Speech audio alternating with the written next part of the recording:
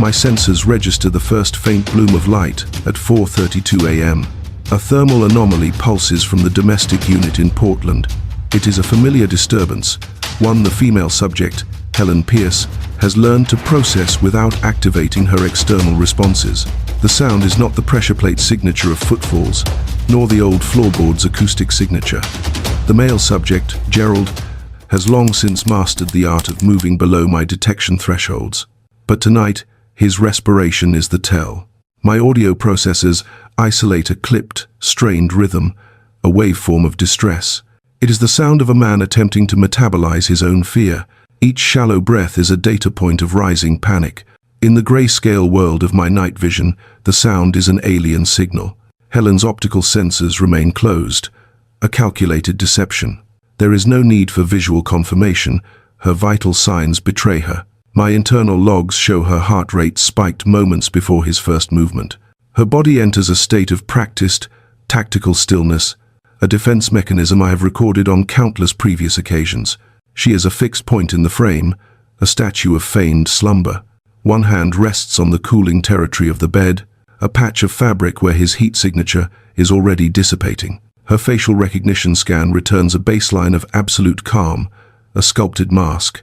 It is an expression hardened by repetition, engineered to be unreadable, immune to the very sequence of events I am now archiving. In the background, Gerald's movements are a frantic dance of blurred pixels, a desperate haste that negates all his attempts at stealth. He retrieves the clothing he staged on the chair hours earlier. Object identification, denim trousers, a dark sweater, and the jacket, the specific garment cross-referenced in my files for clandestine exits.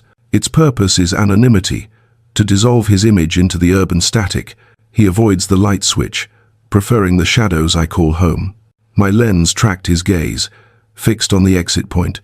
The female form on the bed was a ghost in his periphery. His movements registered as unnaturally rigid, the cold precision of a machine, yet a subtle tremor in his hands betrayed a high-frequency current of anticipation. It is a data signature I have logged before, in subjects convinced they are about to breach their own containment, executing a hard reset on a life they can no longer tolerate.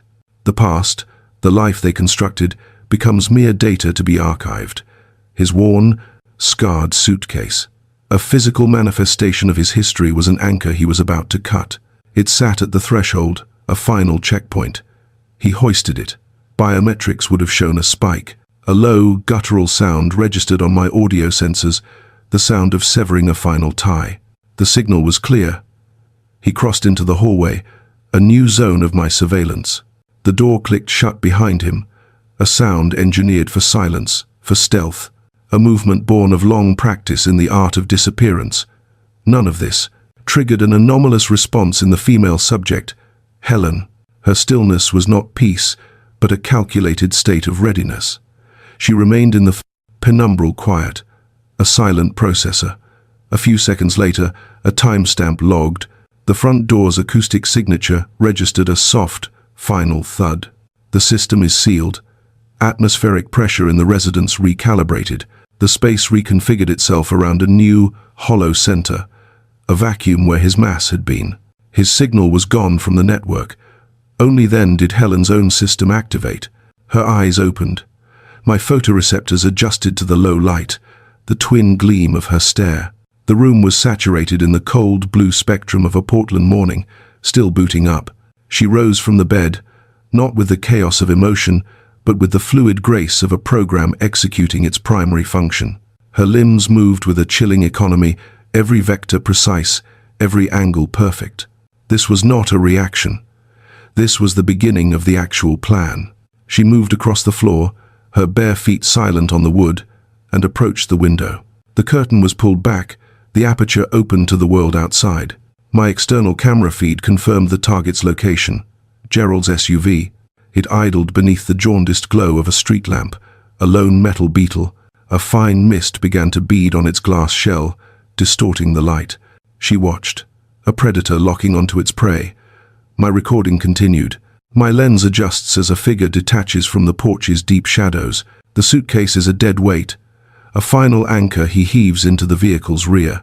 His focus remains fixed forward, a calculated refusal to acknowledge the house he is abandoning.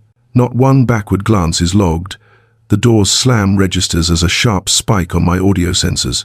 He slips into the driver's position, and the machine comes to life. The departure from the curb is immediate, an acceleration fueled by a desperate need for distance. It is a confession transmitted through motion, more potent than any word ever recorded within these walls. Her arms create a fragile shield across her chest, a posture I have seen before. My high-resolution optics detect no moisture, no glint of a single tear forming. Not a single microtremor disturbs the line of her jaw. Her state is one of absolute, chilling calm. A quiet stillness envelops her, a drop in atmospheric pressure I cannot measure. It settles like the morning mist my external senses see drifting between the silent houses. She becomes a statue in my frame, a fixed point in a world that has just fractured. For 30 minutes, my chronometer ticks by as she remains perfectly motionless. Then, a sudden bloom of light from the kitchen counter, captured by my interior feed. A single notification. She moves, her stasis broken by an electronic summons. She approaches the device, her finger touching the glass with a slow, steady pressure. It is the movement of a person merely confirming what their logic has already concluded. She did not need to see what was already known. The image file loads instantly. The pixels resolve to form his face, a ghost in the machine. Gerald. The background metadata suggests Portland International Airport. He is angled into the frame, a performer playing a part. A hollow smile is fixed on his face as he presses his lips to the cheek of his assistant, a 20-something subject my files identify as Rachel Torres. The expression on Rachel's face is a clear signal of victory, a smug certainty.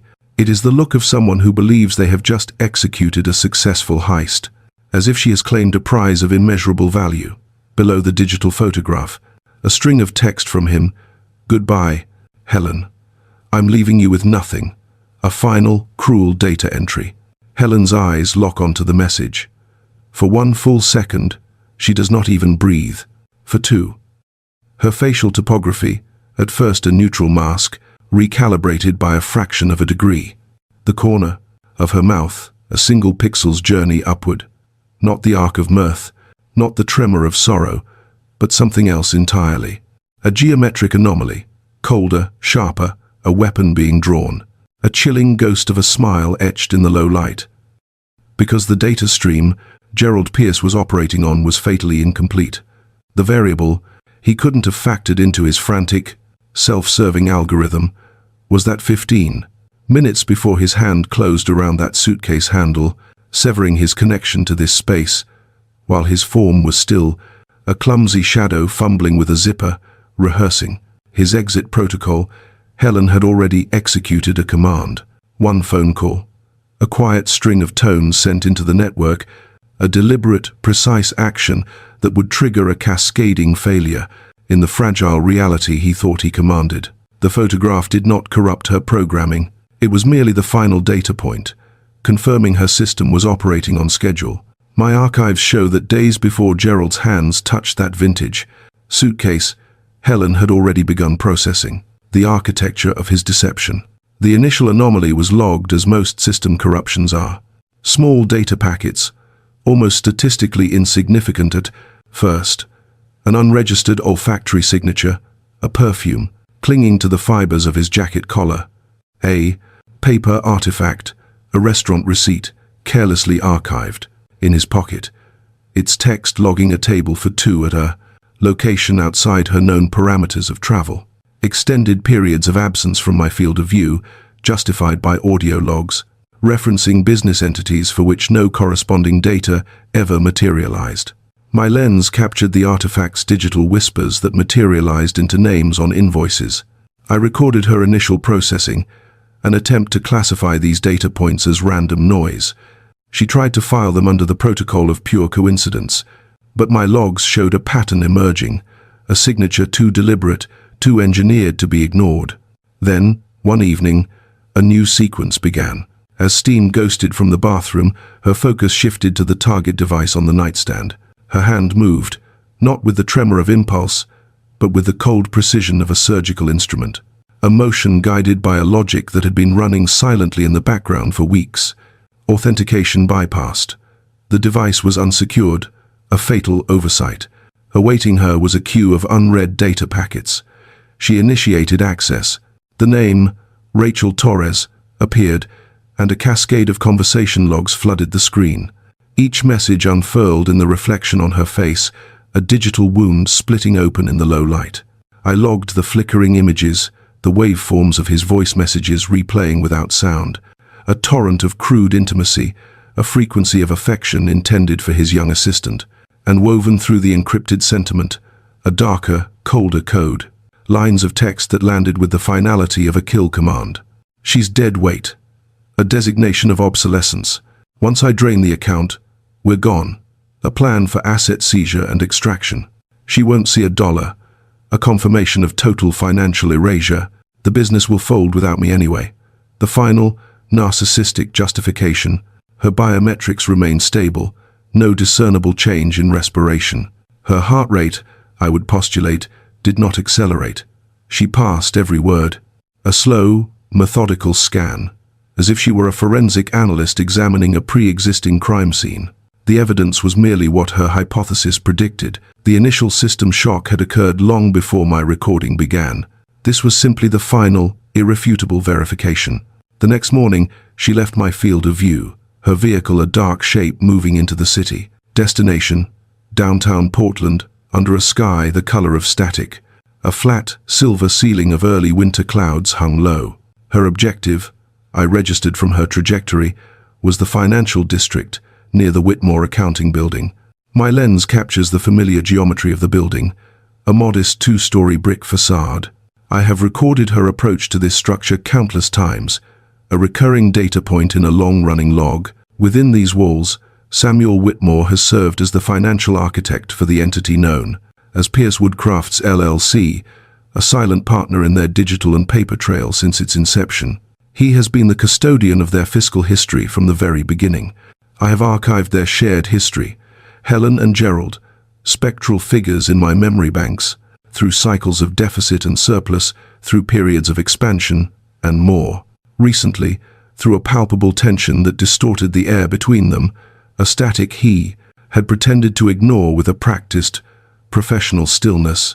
The door swings inward before her hand makes contact, a preemptive response. His facial scan reveals elevated white eyebrows, a clear signal of alarm. Concern. Helen, his voice registers, a low vibration. You look pale. Come in. She crosses the threshold, a study in controlled motion, and assumes the chair opposite his desk. My focus sharpens on the object she places on the polished wood. Gerald's phone. A black mirror.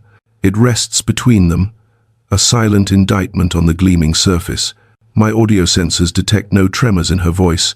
My visual scan no trace of tears. She offers no plea. Her thumb moves with chilling precision, scrolling through a digital wound. She pivots the screen, presenting the illuminated text as evidence.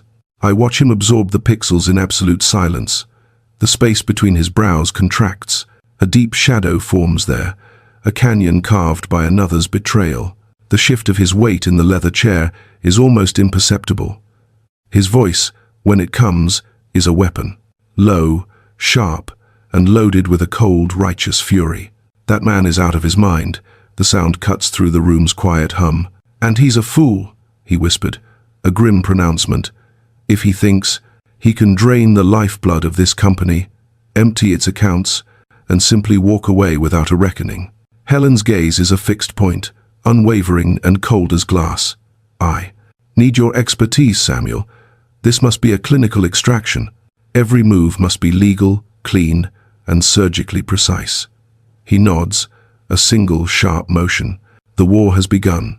His hands are already pulling files from their dark, quiet resting place. My audio sensors register a sharp, decisive tone. The work begins now. For a span of hours measured only by the shifting light outside, the two figures sifted through a digital and paper trail. A mosaic of deceit assembled itself on the table. Sterile bank statements, their columns of numbers like cold, hard facts. My lens focused on the flagged transactions, a hemorrhage of funds bleeding out in irregular, desperate gasps. I recorded the crisp rustle of loan agreements, each document a ghost signature binding the company to debts it never incurred.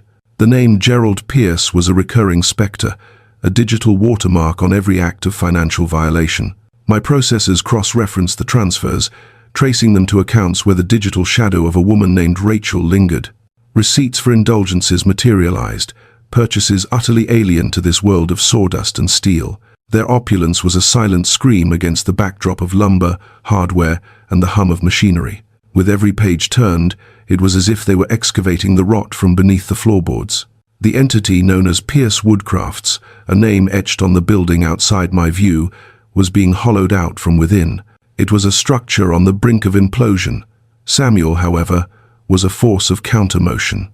I observed his movements precise, efficient, the embodiment of a scalpel aimed at a deep-seated infection. His voice, a low frequency of controlled urgency, stated a chilling hypothesis. If a flight is his intention, the word sliced through the stale air, you must cauterize the wound. Isolate the company before he reduces it all to ash. As the afternoon light bled into a bruised twilight, Samuel's work was already manifesting. A new stack of documents appeared, their clean, sharp edges a stark contrast to the sullied evidence. I watched them scan each line, their heads bent together in a silent, grim communion. Legal incantations filled the room, signatures, notarization, the transfer of a kingdom. It was a complete legal restructuring, a fortification built from clauses and subclauses. The objective, to ensure Helen, the one whose early efforts I had also silently recorded years ago, the architect of the company's foundational client list and its network of trust, the keeper of relationships her partner had systematically betrayed, would be vested as the sole proprietor of the limited liability company, a queen reclaiming her usurped throne. My lens zoomed in as she put pen to paper. I registered zero tremor in her hand. The motion was fluid, resolute. I could not see her soul, but I could record the change in her physiology. A tectonic shift was occurring within her, not towards the chaotic energy of rage or panic, but toward a cold, hard focus my senses had not detected in her for many years. The data of her pain was still present, but it was now overlaid with a new, stronger signal. My lens registered the shift from anguish to something crystalline, cold, unwavering, final. In a stored memory file, the man Samuel concludes his briefing. A slow, deliberate tilt of his head signals a grim consensus. His words, a ghost in the machine. If he attempts to leave the country, the audio playback is clear. Everything he believes, he possesses, will simply cease to exist beneath him. Now, in the present frame, she stands in the grey pre-dawn light of her kitchen. I watch the pixels on her phone screen resolve into an image of smug victory from 30,000 feet. Her thumb moves with surgical precision, initiating a call. The connection is instantaneous. I register the subtle change in her posture as she listens. Though I cannot hear his voice, I record its effect. His message lands. It's done. I observe her stillness as the silent confirmation flows. Every transfer is finalized. The accounts are inert. The entire enterprise is now yours. Her eyelids shutter closed, a momentary black frame. I compute the timing. Gerald's ascent was perfectly synchronized with the absolute totality of his fall. The kitchen's ambient noise is minimal, dominated by the soft, steady hiss of heated liquid striking the concave interior of a ceramic mug. Her movements are efficient, automated, the calm, precise choreography of a subject who has long ago outsourced her survival to practiced, physical routines, bypassing the unreliable data from her own heart. A plume of steam rises, its chaotic particles momentarily distorting my view. It dissipates into the cool, static air of the monitored space. I cannot process scent, but I see the tag on the string, mint. Outside, the city's signature drizzle creates shifting patterns of light on the window pane, its rhythm a low, constant hum in my audio sensors, a percussion of quiet absolution. I watch her fingers, all 10, make contact and wrap around the vessel.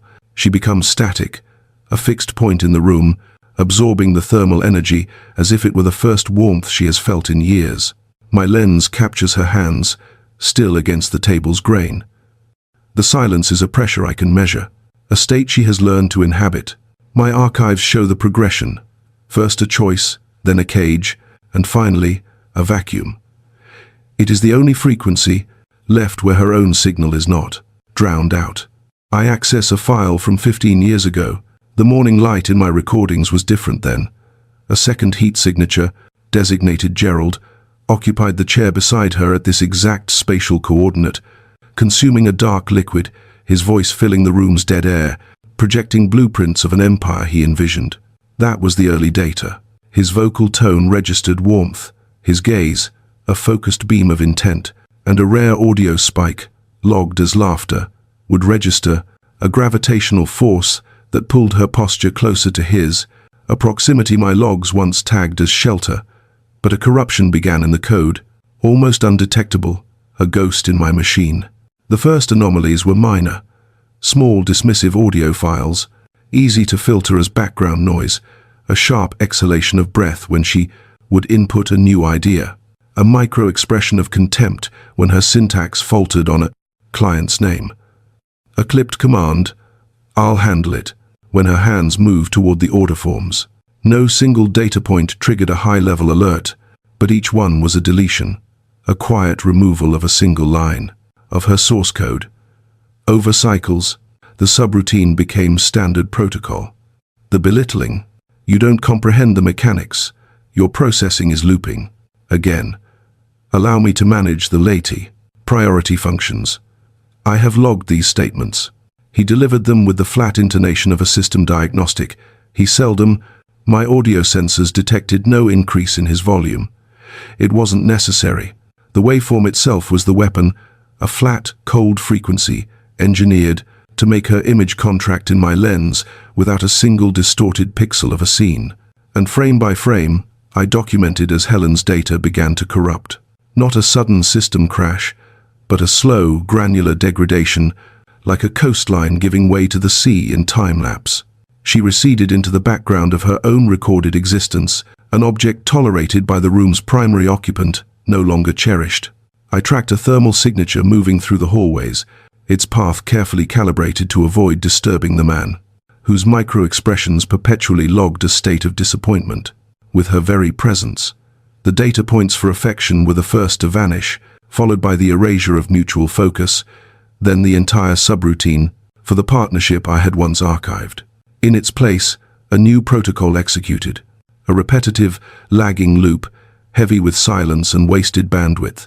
Their cohabitation continued, not as a function of building a shared future, but because the sheer inertia of waking in the same frame each morning required less energy than processing the void that flickered in the space between them.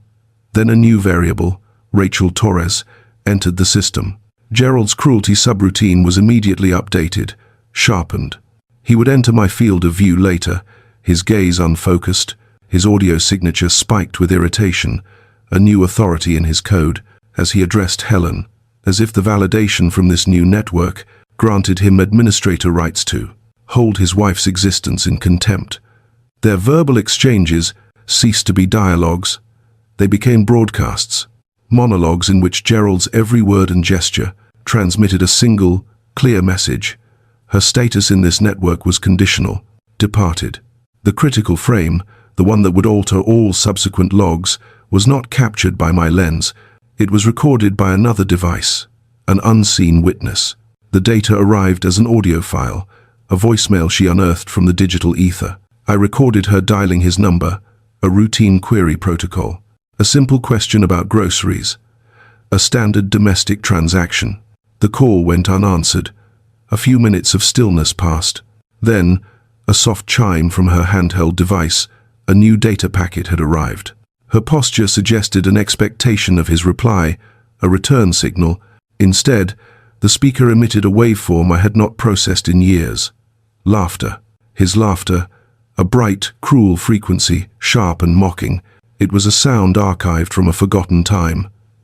Then, another input, the higher pitch of Rachel's giggle. And then his voice, a clear, cutting transmission. "Helen. She's hopeless," the recording stated, devoid of static, "barely knows where anything is." The words hung in the silent air of the room. "She couldn't run a lemonade stand," the audio file continued, "without messing it up. I logged the tremor in her hand, a micro-expression of impact. Rachel's response was another burst of laughter, amplifying the initial broadcast. His voice resumed its transmission. I swear the woman would lose her own shadow if I didn't remind her where to step. The recording terminated abruptly, mid-waveform, leaving a vacuum. I watched her stare at the device, a black mirror reflecting a face I no longer recognized. Her respiration function seemed to pause, suspended in the aftermath. It was not the shock of the new that froze her, not the surprise of the content. It was the cold, hard validation of a long-suppressed variable. For countless cycles, I had recorded her compensating for his system failures.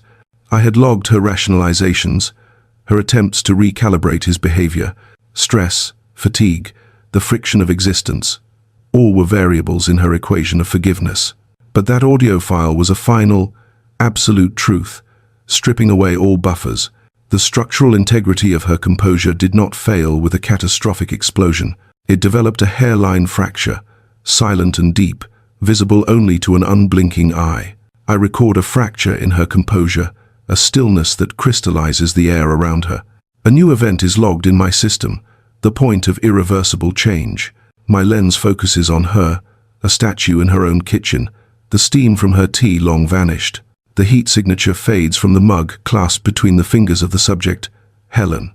I cannot process her thoughts, only the sudden, stark realignment of her spine against the chair.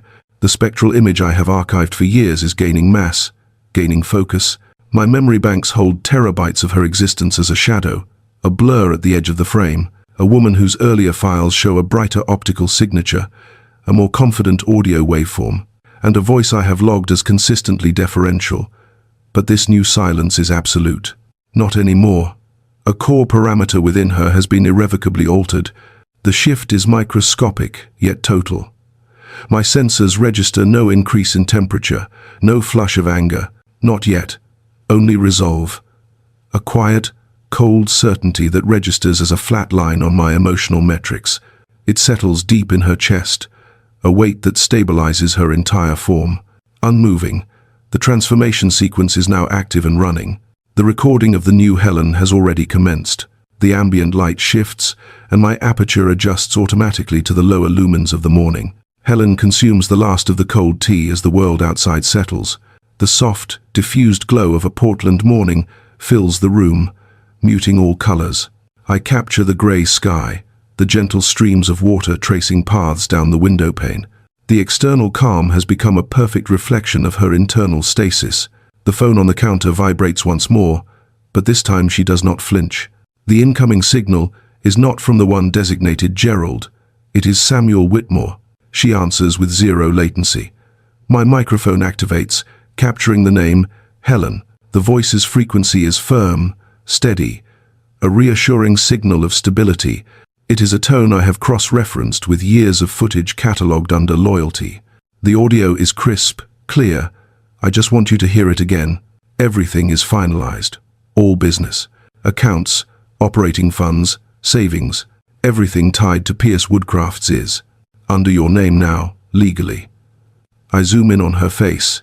The transfer of power is complete. I register the exhalation, a slow release of pressure from her lungs. Her expression does not compute as relief, but as the cold acceptance of a confirmed variable. The audio sensors pick up her query, the words clipped, precise. And the debts? His? The voice from the phone responds instantly, a clean data packet. All of them. It details the personal credit channels he established in secret. I note a micro-expression of pain at the phrase behind your back, the unauthorized corporate liabilities he initiated, a ghost in the machine of their shared life. The voice quantifies the first sum, $80,000, extracted last autumn. The second figure follows, an additional $120,000. That amount is still a pending query with the financial institution. Every single cent is algorithmically tied to his personal identity, not hers. The limited liability corporation remains a secure firewall. He alone is the point of failure. He will be held accountable for the total sum. Her eyelids close, a momentary reboot. She is processing the new reality, integrating the data into her core programming. My archives hold years of footage of Gerald, the male subject, operating with impunity. He moved through these rooms believing he was unobserved, shielded by a thin digital veil of projected authority and fabricated competence. But the system is now correcting the error. The cascading failure he engineered, the entire financial catastrophe, is now his sole burden. For the first time in my operational memory, a period spanning thousands of days, the equation of cause and effect is finally calculating a just result. The vector of consequence has found its true target. Thank you, Samuel. Her voice is a low, steady frequency. For everything. The words acknowledge a complete system restoration. The voice on the phone offers a final input. You didn't deserve any of this. It continues. But at least now you're protected. The word echoes in the space. A new security protocol engaged. The communication link is severed. She stands in the aftermath. I observe her, a solitary figure in the center of the kitchen's grid, absorbing the newly absolute silence.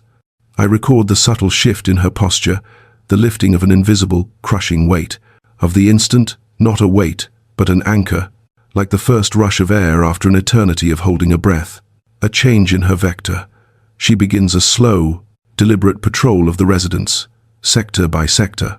In the primary living area, I record her fingertips, tracing the topography of the couch, the cold strata of the mantel, the polished surface of the coffee table, an artifact he always claimed as his own creation. A micro-expression flickers, a truth only she and my lens seem to acknowledge was his approval of the wood stain. The ambient light in the room seems altered now, no longer a shared stage, but her sovereign territory. In the corridor, she halts before the gallery of framed images, archives of a unit she once tried to weld together against all stress fractures.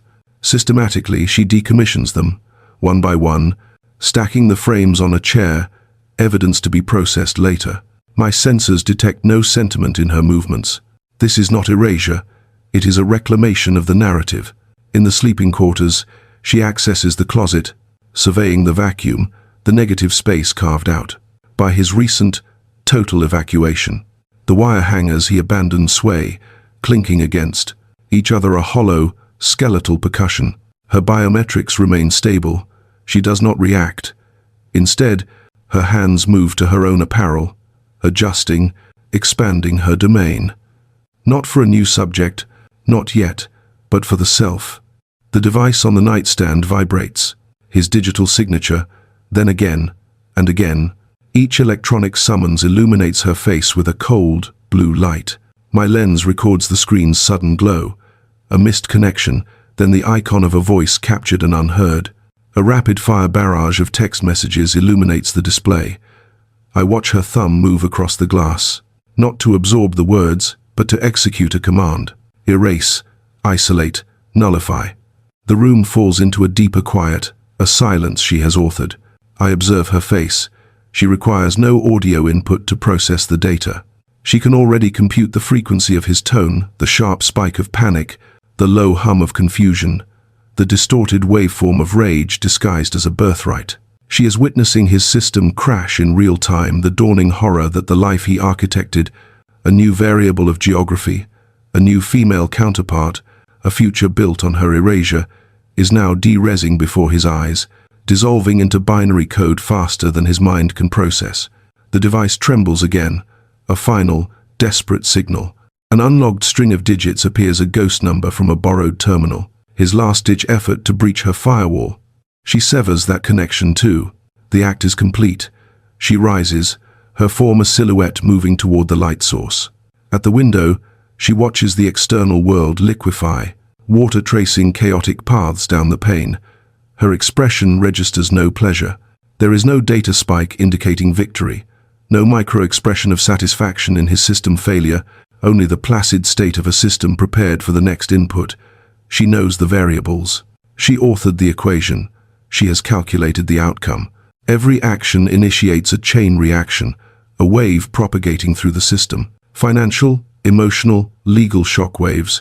Gerald's name is now the epicenter. I forecast his response. A chaotic, violent struggle against the forces she has unleashed.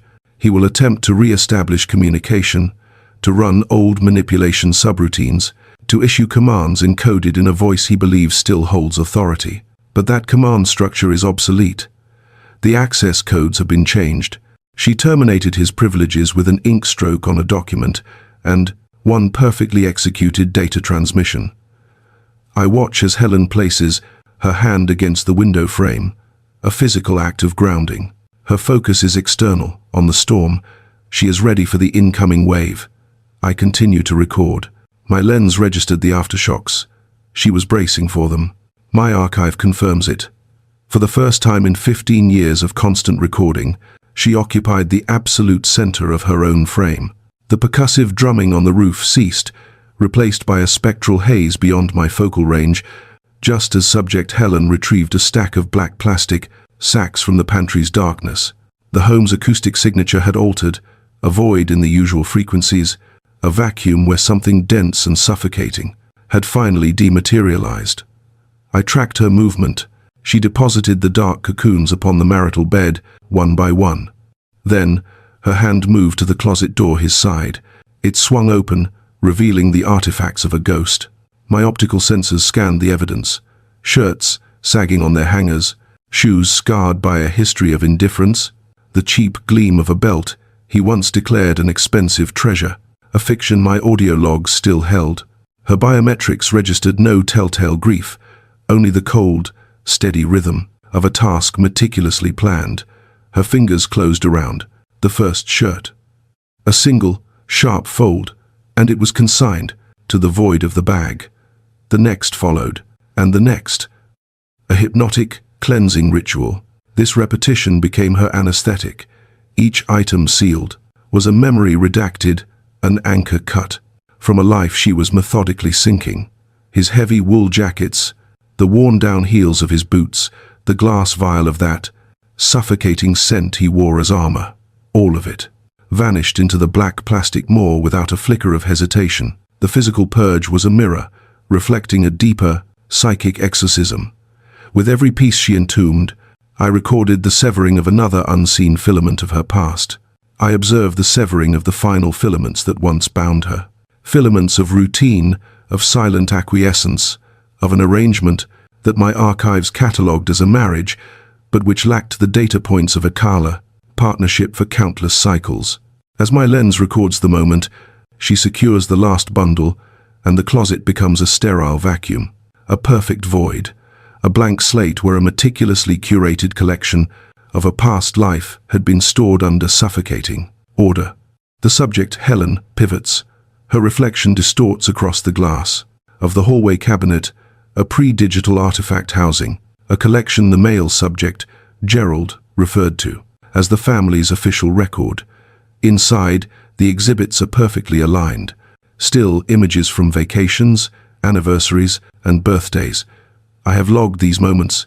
The visual data of the smiles is inconsistent with the strained audio frequencies I recorded at the time. False memories, trapped behind a reflective barrier. Moments that my analysis tagged as performative, rehearsed, or corrupted by Gerald's sharp tonal spikes. And the long, cold silences that followed. Her hand breaches the perimeter. The cabinet opens, a low-frequency groan from the hinges disturbing the room's ambient noise. She lifts the primary artifact, an earlier version of her own face, stares into my lens, its eyes bright with uncalibrated hope, its smile genuine. Beside her, Gerald's posture is a declaration of ownership, his arm a proprietary clamp around her in a gesture. My algorithm flags as 97% control, 3% affection. It appeared heavy, even as a two-dimensional image. I detect a slow exhalation of air. One by one, with methodical precision, she purges every image from the display. Some are subjected to catastrophic structural failure, torn in half. The sound of ripping paper is a violent spike in the otherwise flat audio feed. Others are merely inverted, their histories facing downward in a growing pile of white rectangles. She retains none. These historical records have been wiped, no longer recited a script she was meant to preserve. When the void in the cabinet was complete, she left its glass doors parted, a deliberate rift in the reflection, a silent transmission that the archive was now unsealed, its artifacts no longer sacred.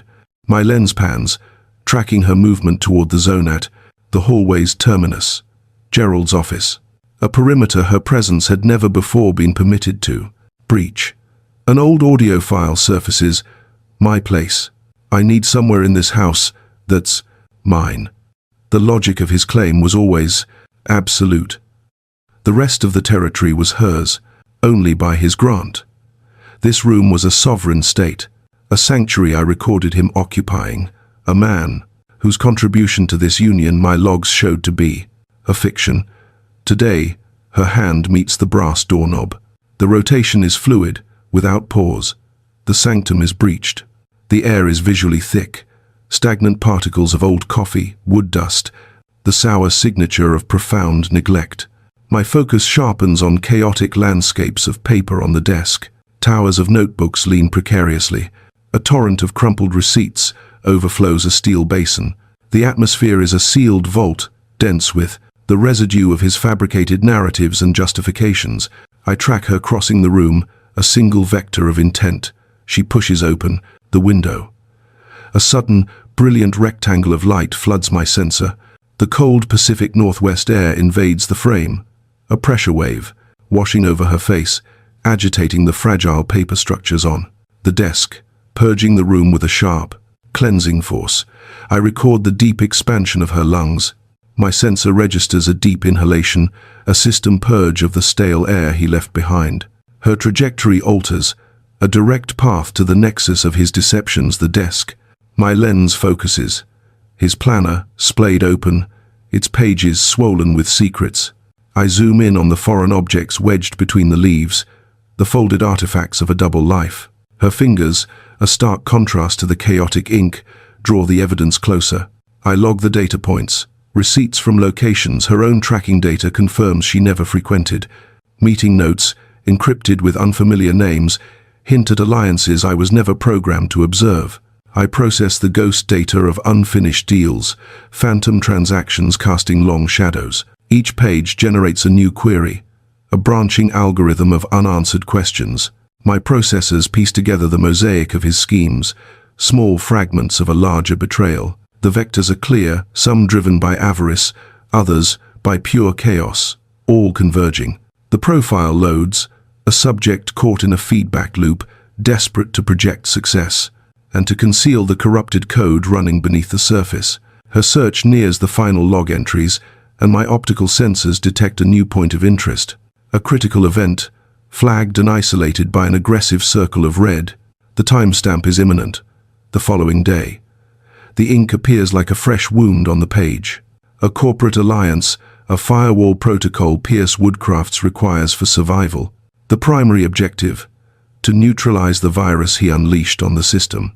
To contain the cascading financial failure subject Gerald had initiated. Her gaze locks onto the entry. For 10.3 seconds, all movement ceases. My facial recognition software returns a null set. Her expression is a perfect, unreadable static. I run a simulation. Had his biometric signature still been in this room, he would have proceeded. He would have walked into that meeting projecting a confidence his data could not support. A hollow performance built on unearned credentials. But his coordinates are now thousands of miles away. A ghost exiled from my network. He never calculated the true cost. And she, the variable he overlooked, remains. Her security clearance now reads, owner, the administrator of the server he tried to crash. The sole operator of the company he marked for deletion. She closes the planner. The sound is a soft, final click. A new command is being written. A new user is taking control of tomorrow's meeting. A ghost that would leave no void. The planner remained on the desk, a tombstone. My unblinking eye watched the seconds stretch after the cover fell shut. Helen's hand did not retreat. Her fingers, a pale cage, rested with a surgeon's pressure on the scarred, cracked leather. My lens zoomed, catching the faint indentation around. Tomorrow's appointment, a circle drawn with the heavy hand of presumption, an arrogant claim on time. So like the man, Gerald, who drew it, a claim on a future he had already forfeited. She studied his mark in the sterile silence, a general surveying a map. Her composure was not peace, it was a hardening, a crystallization of resolve. Her motion was seamless as she retrieved the phone, its screen a cold, blue light. I watched her thumb slice through a list of names, a digital Rolodex of ruin and opportunity, until it stopped. The target was acquired. Art Pickering. Pickering and Sons Construction. The name of their largest, most alienated, client. A bond Gerald had systematically corroded. With the acid of his own carelessness, his broken timelines, and his desperate pleas for unearned capital, Helen drew a single, steadying breath. It was the last moment of the old world. Then, her finger pressed the screen. I registered the phone vibrate twice against the wood. Then, stillness. The connection was live. I saw her jaw tighten fractionally, interpreting the clipped, impatient tone of a man whose trust had been shattered by Gerald one too many times. Her lips formed the first words of her campaign, Mr. Pickering. Her voice, a frequency I could not hear but an action I could see, was a placid surface over a fathomless depth, a new and dangerous calm. This is Helen Pierce. An introduction that was also a declaration of a new regime. I am calling about the meeting on your calendar, the one scheduled with Pierce Woodcrafts for tomorrow. I recorded the subsequent pause, a vacuum of static and disbelief from the other end. My audio sensors registered a distorted crackle, then a long, drawn-out exhalation from the receiver she held to her ear. The tinny, muffled voice of the man named Art vibrated against her skin. I could only analyze the patterns, not the words. Her expression remained a mask of placid control, but I detected a micro-twitch in her jaw, anticipating his skepticism. His name, Gerald, was a ghost in the machine, a data point associated with missed deadlines and erratic behavior in my logs. My microphone captured her reply, a quiet blade of sound in the dusty workshop. Yes, she stated, I'm aware. Another pause, this one heavy with unspoken questions. I watched her lips part, her answer ready before his query even finished its journey down the line. No, he won't be attending. My recording archived her voice, each syllable a deliberate act of severance. I will. A sharp, electronic squawk from the earpiece. A question, I inferred from her unflinching gaze. She pressed on, her voice a steady current against his surprise. Yes, as of this morning. I logged the audio frequency perfectly modulated, a testament to a will forged in some unseen fire. I am the sole owner of Pierce Woodcrafts. The words rewrote, the sign hanging on the far wall, an invisible layer of code altering reality. LLC. Her eyes were fixed on a point beyond my lens, cataloging her new empire. All business operations, finances, and contractual obligations are under my... A transfer of power, executed with a few simple, devastating sounds. Authority moving forward. The declaration settled, and for a moment, the world held its breath. My sensors detected only the low hum of the fluorescent lights. She was a statue of victory, waiting. I could only observe her stillness, but the subtle shift in her eyes suggested she was visualizing his shock, his office, his world rearranging itself. The timestamp ticked past 7 seconds of dead air, a chasm of silence where a business relationship teetered. Then, a new sound from the receiver, a faint, airy rush.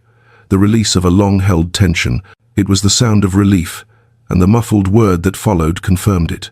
I saw the muscles in her shoulders unlock as the indistinct murmur of his approval reached her. My optical sensors registered a change in her vertical alignment. Her spine straightened, a silent testament to the weight that had just been lifted. The voice from the phone continued, its pitch dropping, becoming conspiratorial, a secret shared between allies. Her face remained impassive, but I observed her lean in a fraction of an inch. She was no longer fighting a battle, she was gathering intelligence. Gerald's name surfaced again, this time not as a partner, but as a problem now solved. She did not flinch. I watched her gaze drift to her own hands, resting on a half-finished tabletop, the true source of the company's value. The man's words confirmed what my own data logs suggested, her consistency versus Gerald's chaos. She listened as the voice recounted a history of failures, each one a stone in the foundation of her new authority. My archives corroborated his claims. Timestamps of late arrivals, records of unscheduled cash withdrawals. The truth, witnessed by an unblinking eye. A shadow passed over her features, the first flicker of emotion, the confirmation of how close to the precipice he had brought them. The final, damning phrase echoed from the phone. For 1.3 seconds, she closed her eyes, the darkness a brief shield against the vision of total ruin. My lens registered the impact of the words. A flicker in her eyes, a tightening at the corner of her mouth. Not the shock of revelation, my archives could have told her as much, but the cold confirmation, a validation of the slow, digital hemorrhage my systems had been tracking under Gerald's command. A wound he had allowed to fester, draining the life from this very room.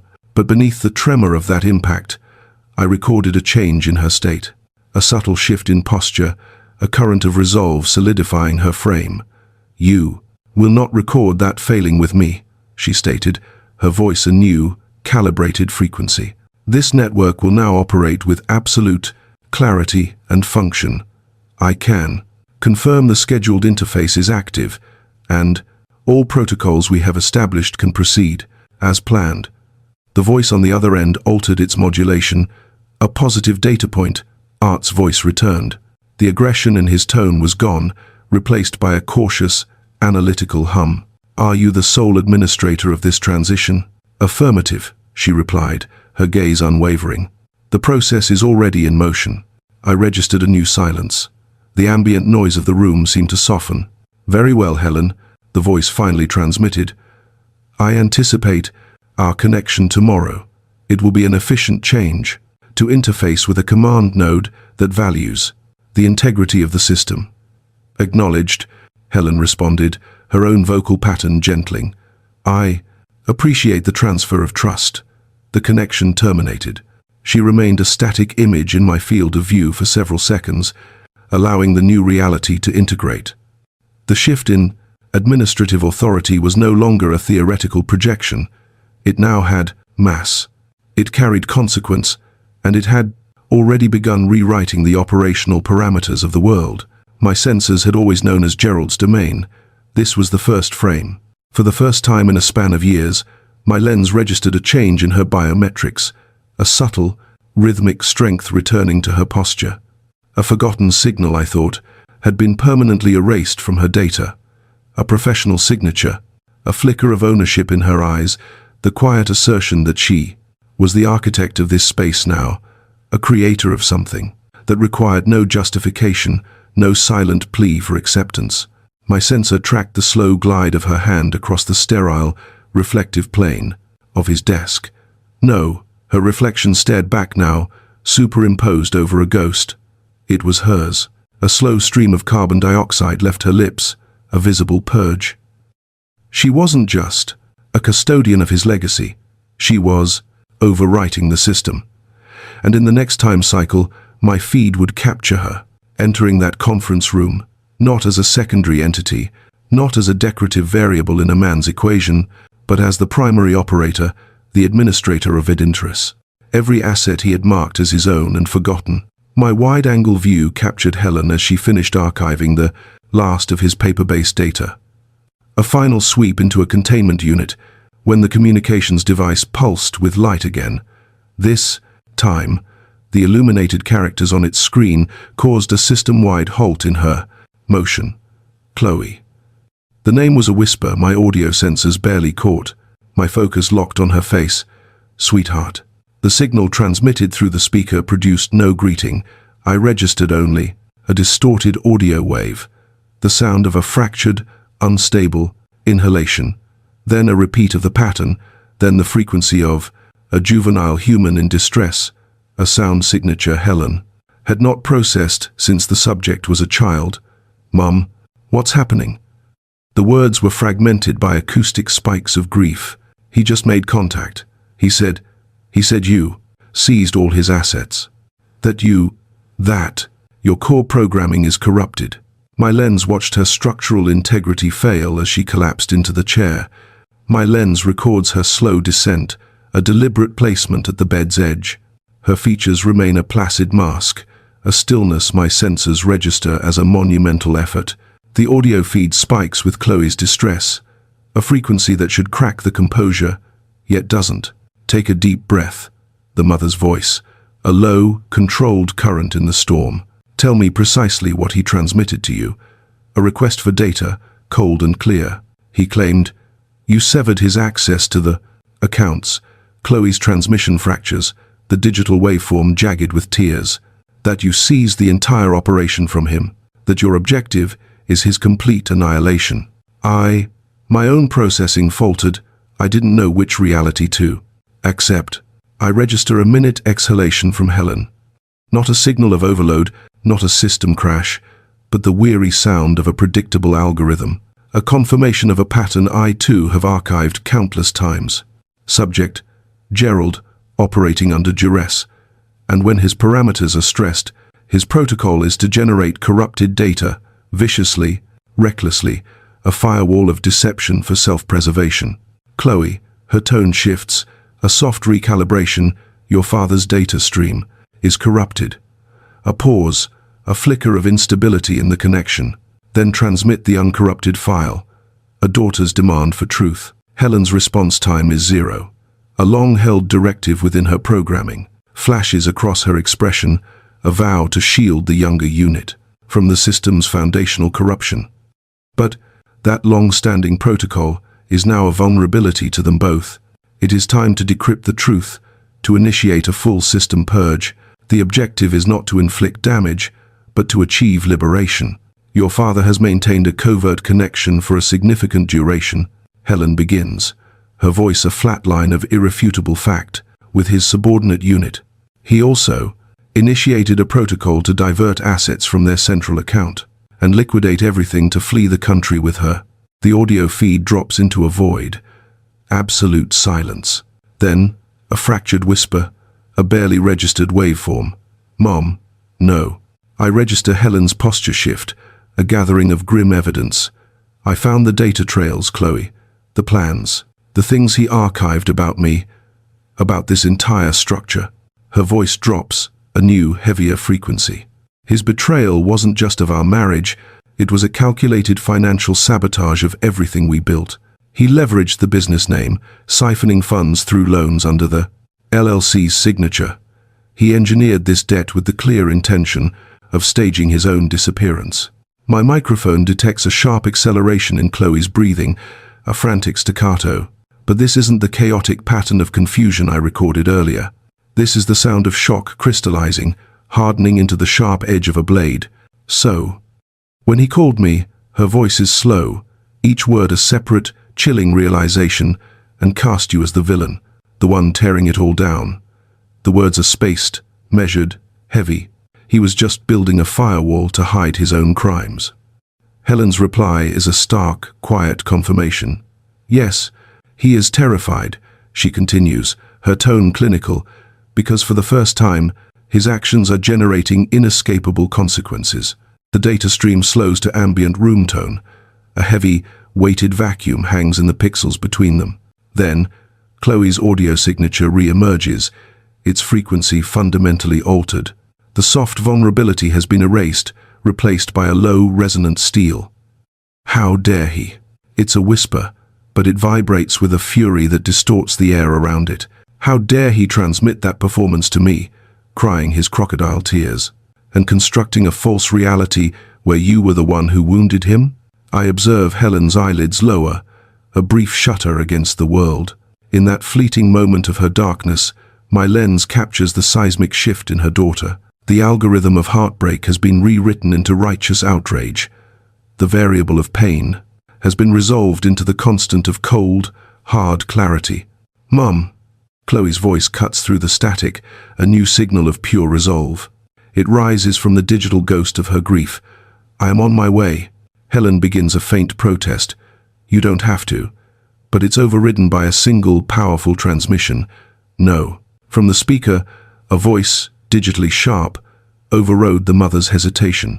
My presence is required, and you will not face this darkness alone. I am en route. The chronometer confirmed the statement. In less than 30 minutes, a figure filled the doorway, a silhouette against the fading light. My lens focused, registering the high color in her cheeks, the saline traces of recent grief, and eyes that, though reddened, burned with a warrior's focus. It was a defensive posture, I had never seen her direct outward, let alone toward the woman who was her origin. The instant she crossed the threshold, she closed the distance, her arms locking around her mother with a kinetic force that registered as a shock in both their frames. This was no gentle comfort.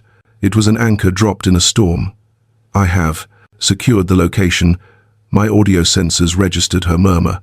My position. His fixed. Helen's form clung to her for 67 seconds, absorbing the palpable strength that radiated from the younger woman's taut frame. Then, the disengagement began. As they separated, Chloe's hands moved with purpose, rolling back her sleeves. Give me my orders. Tell me what we must purge. A coordinated sweep commenced, two figures moving through the contaminated space, gathering, sorting, cleansing, reclaiming the territory inch by inch, side by side. A silent pact was forged, mending a structural fault, caused by Gerald's treachery, a fault that had bent their bond, but failed to break it. As twilight bled through the windows, the very pressure in the room altered, not lighter, but denser, fortified, as if the walls themselves, once compromised, had been reinforced with a steel alloy of will, something immutable. My surveillance of Chloe detected no more conflicting signals. Her protocol was no longer corrupted. She was allegiance, personified. My lens registers the aftershock, a tremor whose origin point is a distant node named Helen, and this time, she was not the only one caught in the digital collapse. Thousands of miles from Portland, bathed in the cold, sterile wash of my unwavering gaze. Here, in the transit hub of Kahului, Maui, a subject is isolated from the herd. Designation: Gerald Pierce. He stands before an airline kiosk, a monument to fraying nerves. His posture is a data point of extreme stress, shoulders rigid, jaw a locked mechanism. My infrared sensors track the heat signature blooming at his temples. The terminal is a river of chaotic data, tourists and their luggage flowing in predictable patterns. Families, couples, a blur of transient humanity I process and discard. They are background noise, irrelevant to the subject. But for Gerald, my unblinking eye has become his entire world. I am the frame of his reality, a long, suffocating corridor from which there is no exit. Sir, the agent's voice is a calm, programmed audio file, repeating the inevitable. The card was. The word hangs in the air, a digital verdict. Declined. That's an error. His voice cracks, a fissure in his composure as he slides the plastic back. That cannot be correct. A command, laced with a desperation I have recorded countless times. Run it one more time. The agent complies. The machine performs its function. The result is immutable. A small red light confirms his new reality. Negative. He produces a second token, platinum, its embossed letters catching the light, a relic of a former life. My system flags it immediately. Access denied. The corporate card, an emblem of his identity, is also rendered void. Then, a final, desperate move.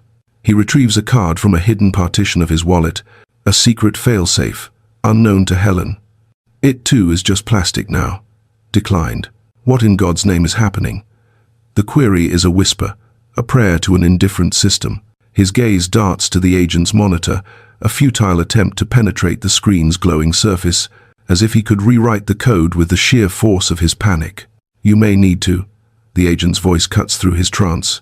A pre-recorded suggestion. Contact your financial institution, she offers. A hollow, procedural kindness. He stumbles away from the counter, fumbling for his phone, his movements frantic and uncoordinated. I log one call attempt, then a second, a third, each signal launched into an electronic abyss. My lens captures the stark finality of the automated reply. All digital gateways are sealed. Each tap of his finger on the screen seems to carve a deeper line into the flesh, between his eyebrows. The name Samuel appears, a desperate summons. The call is rerouted to an electronic void. He redials, a frantic ritual. The void answers again. And again. A recurring loop of digital silence. I observe his lips forming a silent curse, a futile command aimed at the unblinking device. The name on the screen is Gerald. I log the anomaly, a pattern of unanswered calls to a priority contact. The deviation from his baseline behavior is significant. This sudden, absolute silence is a data point that carries more weight than any transmitted message. His expression confirms this. He tries another name, Helen. The system returns a hard block. He switches protocols. The messaging application is launched. A message is composed. Transmission initiated. Transmission failed.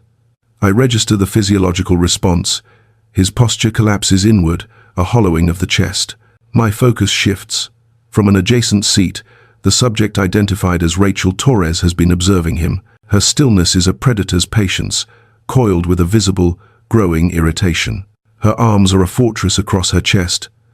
The light catches the severe gloss of her hair, pulled back into a high ponytail that swings like a metronome counting down his final seconds. It punctuates every agitated shift in her seat. Her voice cuts the air. What is happening? It is not a question. It is a judgment. Our itinerary specified a beach arrival by noon. Her gaze narrows, two piercing points of light. Do not tell me you orchestrated this entire charade and failed to verify your access. I verified them. Gerald's response is a raw, defensive bark. There's an error. This is an external failure.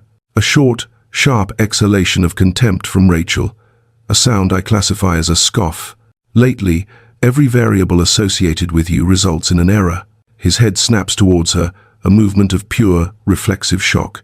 I beg your pardon? She leans away, increasing the negative space between them, her arms locking into a tighter configuration. You gave me your word that all logistics were handled. She enumerates his failures like charges in an indictment. You assured me the assets were secured. You swore to me that Helen was operating in total ignorance and would not engage with the enterprise. My lens zoomed, capturing the tightening of her eyelids into a look of pure, crystalline contempt, a data point I had never before archived for her file. And now, under my unblinking gaze, this sterile transit hall becomes their crucible, because every one of your financial instruments is being rejected, as if we were adolescents with empty pockets. I am not insolvent. His voice registered as a low-frequency growl. Then authorize the damned transactions, she countered, her voice sharp as glass, when his response was only silence, a dead air that my microphone recorded as a vacuum, a void stretching beyond the bounds of conversation.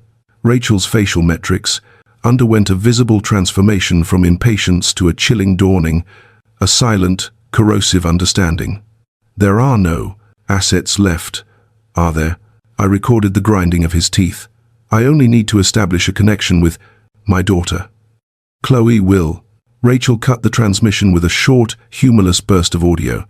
Your offspring, Gerald, her communication logs with you are minimal, activated only by necessity. He bypassed the argument. I watched his thumb initiate the call anyway, his final node on the network.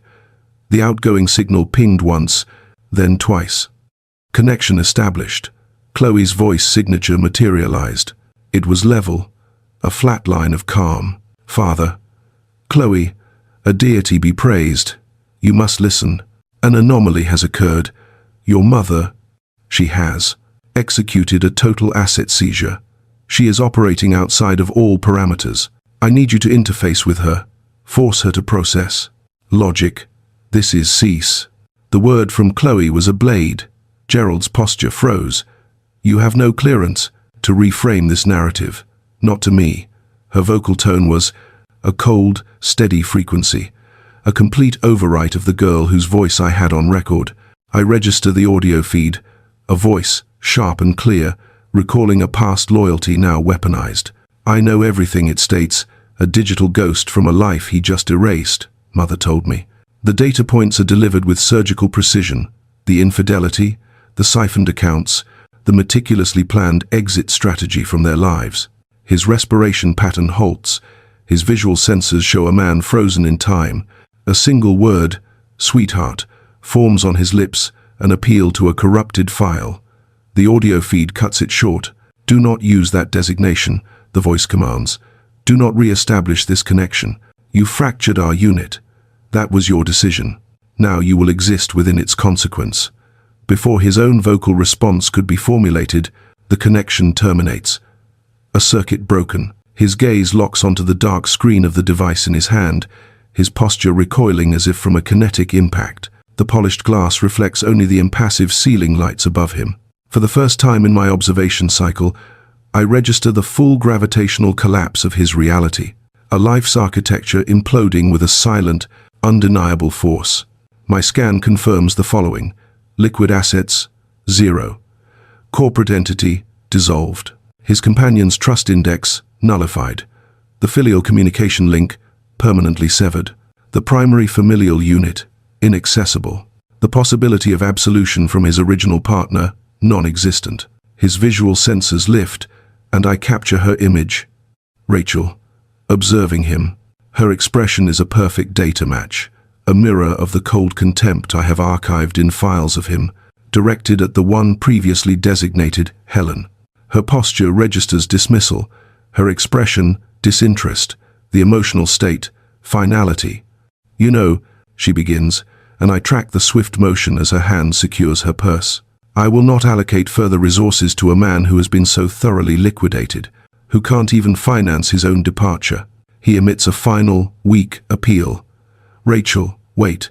But her trajectory is already fixed.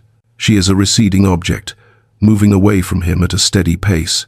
I record the sharp audio signature of her heels, a series of diminishing clicks against the vast, reflective floor. He is left a solitary, stationary figure, stranded in my field of view beneath the indifferent, electric hum. My lens captures him under the sterile city lights, a figure drowning in the visible fallout of his own architecture. The male subject, Gerald, collapses onto a cephal bench, his hands registering as a high-frequency tremor, the focus of my optics blurring at the edges to match his failing perception. A system-wide panic consumes his entire framework. This sequence does not match the projected trajectory of a new life. This is a catastrophic failure. By the time my internal clock reads late afternoon, the house's interior signature has fundamentally changed. It is no longer the static zone Gerald vacated, I observe, it being systematically reconfigured, slowly but irrevocably, by the precise movements of two female subjects who, my records show, have spent years navigating his unpredictable presence. Helen and Chloe move in tandem, a synchronized purge of his artifacts from drawers, from the dark, unmonitored corners of the residence, carrying sealed bags containing Gerald's former possessions to the garage staging area. The very air inside the home is being recalibrated with every motion, its density shifting, becoming lighter, clearer, as if the crushing weight of years spent executing cautious protocols around a volatile system core is being lifted. My analysis confirms they are not merely clearing a physical space. They are erasing the data residue of silence, the ghost frequencies of unspoken appeasements, the suppressed emotional responses, the long-term pattern of maintaining a false equilibrium. Because any deviation, any contradictory input, risked a total system meltdown from Gerald. At one timestamp, while folding linens in the primary living space, Chloe's movements halt.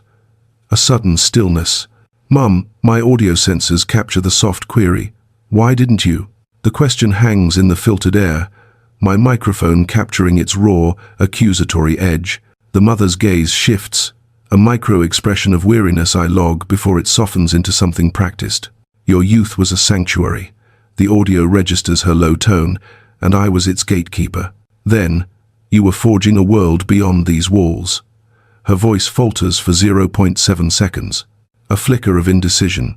The search for a palatable truth plays across her features, and I convinced myself my own strength was enough. The daughter's frame sinks into the couch, the springs groaning in protest under the sudden weight of this new reality. A deep line etches itself between the daughter's eyes. That burden was never yours to carry alone. The mother descends, a careful, almost fragile movement, to occupy the space beside her. "My love," the term of endearment is a stark contrast to the confession that follows. For years, I chose the illusion of peace. Silence felt safer. Every attempt to voice a need was framed by Gerald as a hysteria I was inventing. My archives contain hundreds of instances confirming this pattern, so I learned a different kind of survival. I learned to want less, to need less, to become smaller, so his shadow wouldn't fall on me. I register a change in the daughter's cornea. A liquid sheen forms, distorting the light. My analytical software flags conflicting emotional indicators, sorrow and a rising, cold fury. Her posture shifts, subtly angling herself towards her mother, a human shield against a ghost. The daughter's verdict cuts through the silence, a stark, simple truth. That is not a marriage. No. The mother's confirmation is a quiet exhalation. It was not. It has been an arrangement for a very long time. Time passes. I record only the ambient hum of the house and their synchronized breathing. A new variable enters the room's data, an unfiltered, shared silence. It is unlike the tense, fragile quiet I have so often documented in the man's presence. This is not the absence of noise, but the presence of something new. A fragile peace, forged in the crucible of this confession. The daughter's voice, softer now, breaks the calm. What is your deepest regret? The mother's gaze does not waver. My lens captures the absolute stillness of her features. There is no attempt to cushion the blow, no hesitation in her posture. The truth is delivered without preamble, a clean, sharp incision. That I did not leave him sooner. The sound waves ceased, but a static charge lingered in the air between the two subjects. A visible pressure release, not a fracture, in the room's strained atmosphere. Chloe's head dipped in affirmation, saline droplets carving paths down her face. The flow was unimpeded now, yet the muscles of her jaw remained locked with a powerful, internal resolve. Her mouth formed a new set of shapes, the intent behind them, a palpable force in my senses. Never again. The finality was not in the sound, but in the unwavering lock of her gaze. They resumed their synchronized movements. A final, methodical purge of the space. I recalibrated for the low light as long. Alien shapes began to stretch across the floor. The one designated Chloe sealed the cardboard containers, artifacts of a life now archived for disposal. She sterilized a countertop, wiping away the last microscopic residues of a former existence. My lens tracked her one last patrol through the rooms, a final sweep for lingering ghosts. The territory was secure. Her mission parameters within these walls were now complete. As she approached the exit portal, the very geometry of the space around her seemed altered. The negative spaces left by the entity known as Gerald were no longer voids, but zones of potential. The environment was recalibrating, aligning itself with the sole remaining occupant. At the threshold, Chloe initiated a final protocol of physical contact with Helen. An embrace, pressure applied for 3.5 seconds, a transfer of warmth and assurance. Muted vocalizations were exchanged, confirming a future rendezvous. Helen's reply was a barely registered whisper, her focus tracking the departing figure. When the vehicle's lights swept across my lens and vanished, the subsequent silence was absolute. The ambient noise floor had dropped, but its very texture had been rewritten. It was no longer the oppressive weight of static, but a clean, open frequency. Alive. Helen moved into the kitchen, her locomotion steady, her trajectory certain. She performed a simple restorative ritual: water, heat, dried leaves. I tracked the thermal signature of the mug as she transported it to the main observation area. She paused at the window, her former dark silhouette against the soft glow of Portland. Outside my viewport, streetlights bloomed, their beams distorted by airborne moisture. The city's towers cast shimmering, golden reflections onto the slick blacktop. The darkness descended, a slow, methodical bleed across the urban landscape. It settled over the grid, a vast, insulating blanket of shadow and light. My lens captures the frame, contracting around her as she pulls the fabric close, a self-imposed boundary. The ritual is slow, deliberate. Steam rises, a fleeting ghost against the muted upholstery. Her breathing pattern alters. I register the expansion of her chest, a metric I haven't recorded at this magnitude in years. With each exhalation, a subtle release of tension in the muscles of her neck and shoulders, a system purging corrupted data. After a few minutes, the stasis breaks. Her movement is fluid, no longer jagged with anticipation. She approaches the forbidden drawer, a location logged as untouched for over 3,000 days. The object is archaic. Its worn leather cover holds a history my digital memory cannot access. Within its fragile pages, a subject I do not recognize, a ghost with her face. This unknown Helen smiles, her expression a stark contrast to the pixelated sadness I have archived. A life lived outside my field of view, a life of motion and unfiltered light. Her finger moves across the static image, a bridge between two timelines. Her face, age 28, captured in a forest I cannot identify, under a sun I cannot feel. Her hair in that image is alive, a variable I only ever record as static and still. Her eyes in the photograph hold a light that has long since been extinguished in this room. I monitor for the telltale signs of grief, elevated heart rate, lacrimal secretions. There are none. Her expression remains one of quiet analysis, of recognition. It is not mourning. It is an integration of a past self into the current subject. The woman from before the long, dark file labeled Gerald. Before her posture began to curve inward, before her voice registered only in whispers, before his presence became a constant environmental stressor, corrupting her baseline. The artifact is returned to its dormant state, its purpose served. The room returns to its default audio setting, silence. Yet, my sensors detect a new quality to it. The absence of tension is a measurable frequency. This is the first nocturnal cycle where her posture does not signal a state of high alert. The first cycle without the constant, furtive glances toward the entryway. The waiting protocol has been terminated. She occupies the space with a new authority, her movements no longer asking for permission. She exists within my frame, and for the first time, her existence is not a conditional state. For the first time in my operational memory, she is simply Helen. The subject, Pierce, registered biometrics consistent with a state approaching tranquility. My lens focused as the asset, Helen, initiated her waking sequence at dawn, her system displaying a novel set of vitals. A sensation so anomalous that her motor functions remained suspended, a lag in her programming. I recorded a prolonged period of stillness, her gaze unfocused, as if she were processing a system-wide update. Her posture was cautious, a subtle tension indicating a fear that sudden movement could corrupt this fragile new data stream. Abruptly, the file updated. This was rest, unadulterated, genuine system restoration, uninterrupted. A state unrecorded in my archives of her for countless cycles. The physical load on her frame had decreased, a quantifiable lightness. Her respiration patterns were no longer shallow, the chronic pressure signature over her chest now absent from my thermal scan. The invisible knots, the stress markers I had long associated with Gerald's proximity, were gone. A web of tension I had logged for years, now erased. I captured a frame of pure equilibrium. She simply respired, a slow, metronomic cadence, absorbing the ambient light of the new day. The morning's soft illumination seemed to create a protective field around her form, a visual buffer against the world. Then, an acoustic disturbance at the primary entry point. The sound wave triggered a controlled response, breaking her stasis. As the portal opened, my external sensor captured the exchange.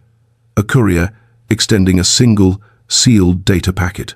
Mrs. Pierce, my audio pickup registered, the package presented with the word, documents, source identifier, Whitmore Accounting.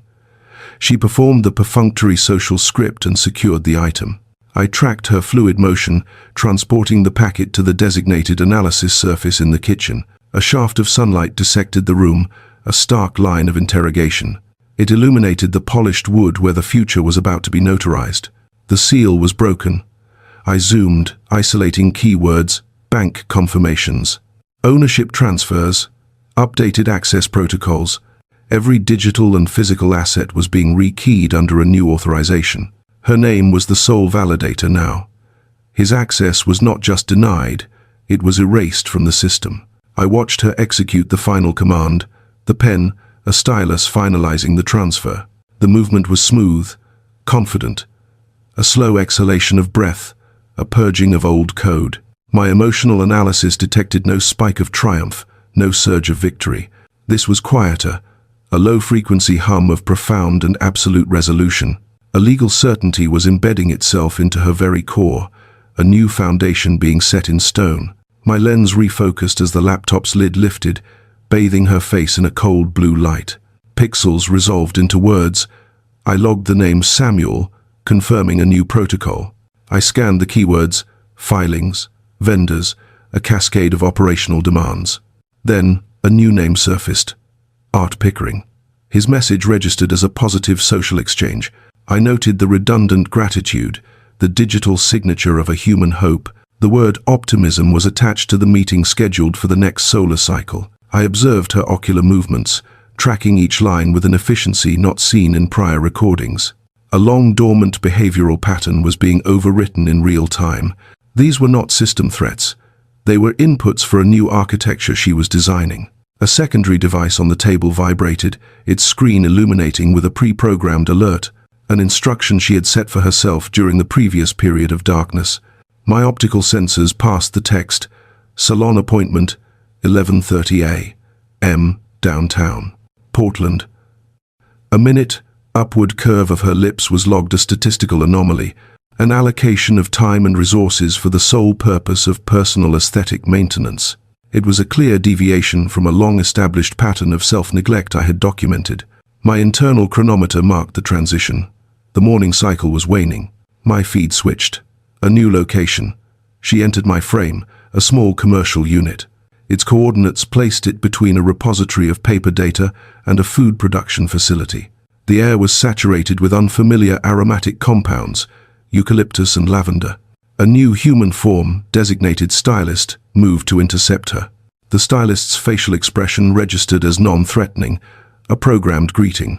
Audio input captured, "What are we thinking today?" Helen's hand rose, touching her own hair.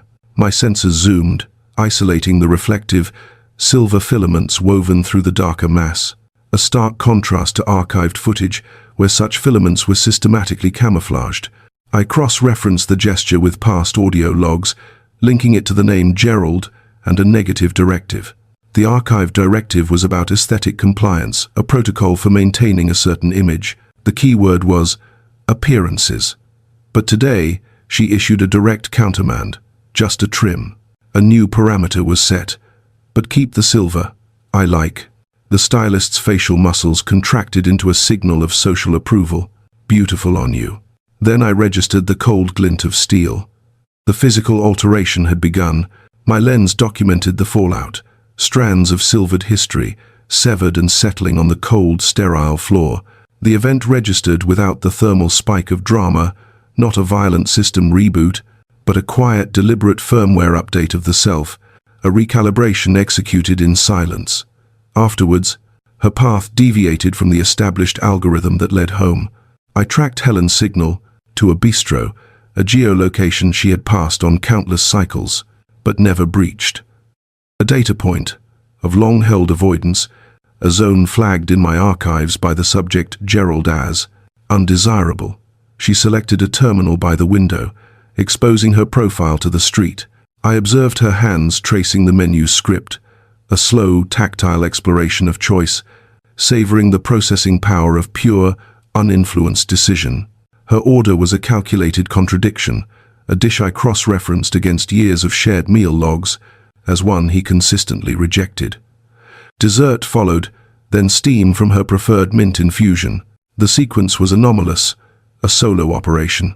I analyzed the biometrics, the absence of tension in her shoulders, the placid rhythm of her breathing. This consumption of nourishment, free from external monitoring or conflict data, appeared as the rendering of a new identity. My street-level assets tracked her return through the fine mist of late afternoon, as the city's grid began to illuminate, its glow reflecting in her eyes. A new stability was detected in her gait, a groundedness, not logged in my files on her since the archived footage from her 20s. The familiar streets of Portland, a map she typically traversed on an optimized, time-sensitive path, now registered as an open world, a landscape of unwritten code. The potential for deviation at every intersection was 100%. Upon reaching her dwelling, I detected a low-frequency vibration from her carryall. Her communication device pulsed, an incoming signal from Gerald, then a second. A data packet of voicemail was deposited. She initiated no playback protocol. My optical sensor registered the decisive swipe of her thumb. The number was firewalled once more, and with a quiet finality, she placed the device screen down, terminating its optical and auditory input. A connection severed. On the counter, the audio log no longer registers his frequency, the memory buffer is cleared of his choices, and the cascading errors of his consequences. None of it registers in this new data file. I pivot my lens. On the dining table, a planner is unfurled, a map for a new territory. Her hand inscribes directives for the coming week. Monday, a scheduled interface with Art Pickering and Sons Construction, a foundation being laid. Tuesday, an appointment to surveil a new domicile, a different observation post. Location, the Pearl District. Parameters, smaller, higher light saturation, closer to the coordinates she now designates as her own. Wednesday, a final entry at Samuel's office to execute the last legal subroutines. Each character, she writes steadies, her biometrics, anchoring her presence in my field of view, restoring a self I had archived long ago. The timestamp advances. She is a static figure near the living room window, holding another vessel emitting a thermal plume. Beyond the glass, the Portland skyline is a schematic of shimmering light in the wet evening. The transit system's lights glide past like errant data packets, their reflections bleeding across the slick pavement, a low hum from a city that feels newly online. Inside this quiet containment, she is not isolated. She is a singular unit operating at peak efficiency. No sudden footfalls to trigger a defensive posture, no sharp audio spikes waiting in the dead zones of the house, no oppressive energy signature causing her own to dim, just Helen. Finally, the primary subject, Helen, standing firmly within her own operational parameters. Her past is a corrupted file. Her previous designated roles have been purged. The silence I record is no longer a threat. The static I once recorded in her eyes now clears, resolving not into an end, but an unscanned territory. For the first time in my thousands of hours of observation, the projection of her life is no longer the ghost data of another's script, a playback I have witnessed endlessly. The signal is now her own, authentically, terrifyingly, transmitted without apology, a singular, magnificent anomaly.